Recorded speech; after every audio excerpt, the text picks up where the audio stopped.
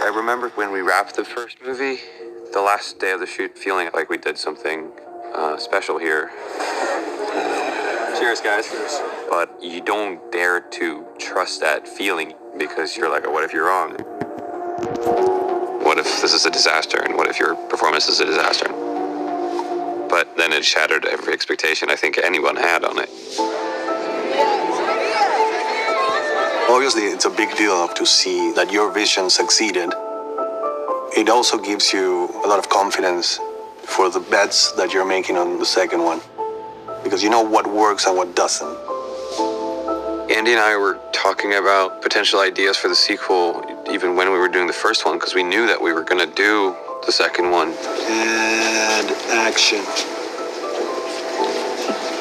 Yeah, that's beautiful. With chapter 2. I always wanted to make a scarier movie and crank up the horror aspects of it.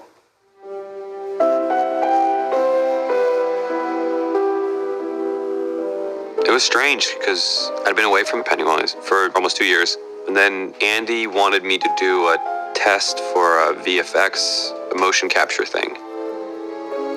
Been away from the character for so long. It's gonna be strange just like to go right back into it.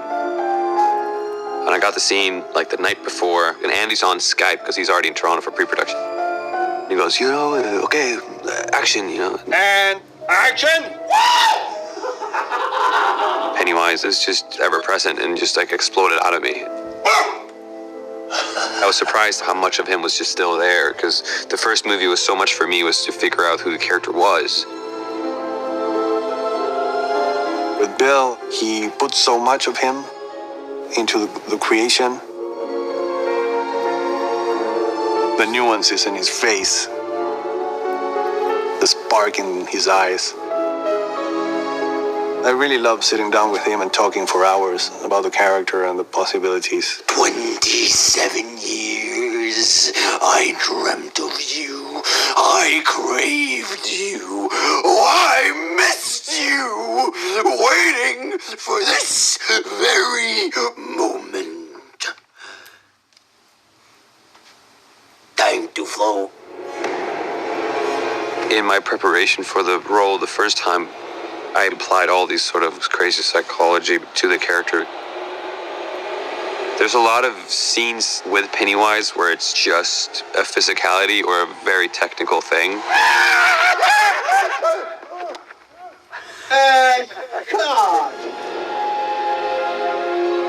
It's a tremendously physical performance. He works really hard. It's just amazing. It's balletic. It's so good. The scenes that I tend to really prefer are the ones where you could, be a little bit more, subtle's the wrong word for this character, I think, but where you can be a little bit more nuanced, maybe. There's definitely more of those scenes in this one than there were in the first one. A little closer. 1, 2.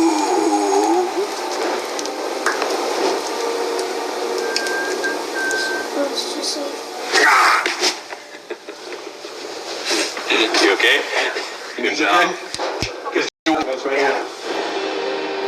The Pennywise that we meet in the second movie is different from the book. He's very defensive in the book. He's offensive when they're kids, and when they come back, he's sort of trying to scare them off. So that shows weakness instantly, because he obviously doesn't want them to be there, because they do pose a threat to him because they almost defeated him the first time. Grab hands. And that works in the book, but because of the way we're telling the story now in the 2 separate films, this Pennywise, he really wants them back. He's missed them. Thank you for bringing them all back. I can smell their fear. I know what you are. That's why I'm not afraid. Obviously, that would make for a pretty boring movie if all they do is, this is what we did the first time and did this exact same thing. So for me, it was really important that Pennywise needs to be this sort of arch villain. Oh, I know what you are.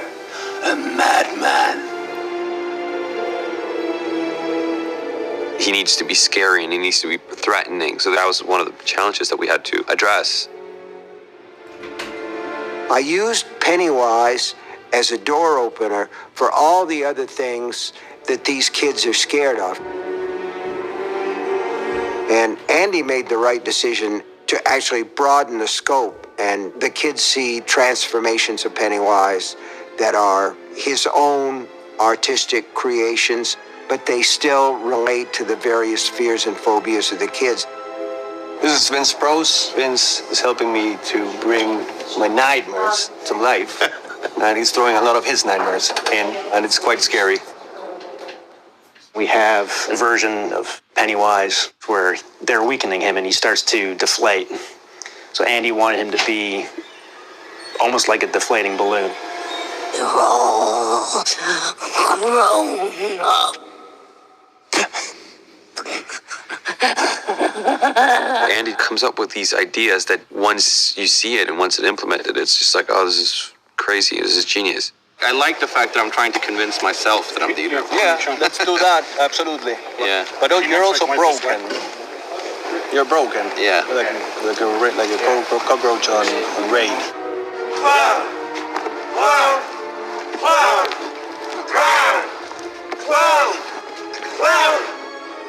So the idea was to get a small child to play the body part of Bill. And then we had a replica of the kid's body. And that was known as Pancake Head. This is what is known in Stephen King's universe as the ritual of Chud. And the ritual of Chud is when you staple intergalactic entity's head to a piece of volcanic... Just like that. It worked. Finally, he becomes the spider.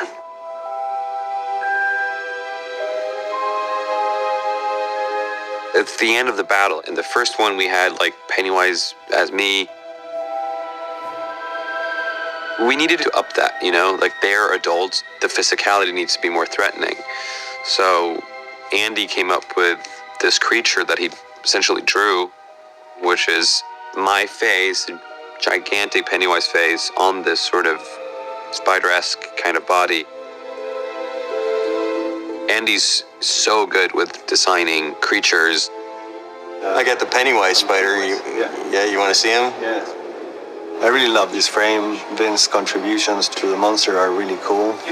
You can see how he integrated the costume into the anatomy of the spider. But I also like the spirit of this drawing because it's grotesque and it's horrifying at the same time.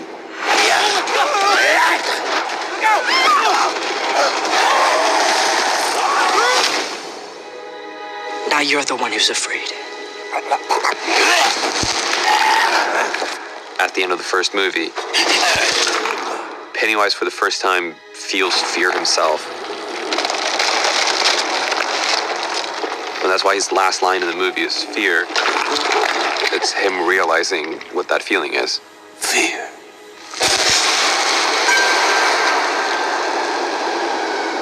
So he uses fear to sort of season the flesh, if you will. And he instills fear in children and in humans, but he never actually understood what that was because he's never felt it before himself. And I think that that is scary for him, but it's also a thrill. So there's a craving. He craves the losers that are now adults. Because if this creature and this entity has lived for millions and millions of years, it's a high to have an opponent that's matched him. I feel like the way this movie ends, at least from my perspective and the character, he plants things and there's reasons for why things are happening. And when the kids that are now adults, when they think they're in control, they're actually not in control. And this is really scary. If you talk about Pennywise's own subconscious or its own subconscious, maybe wants to die or it wants to cease to exist. So at the very end of this movie, maybe that was his goal all along.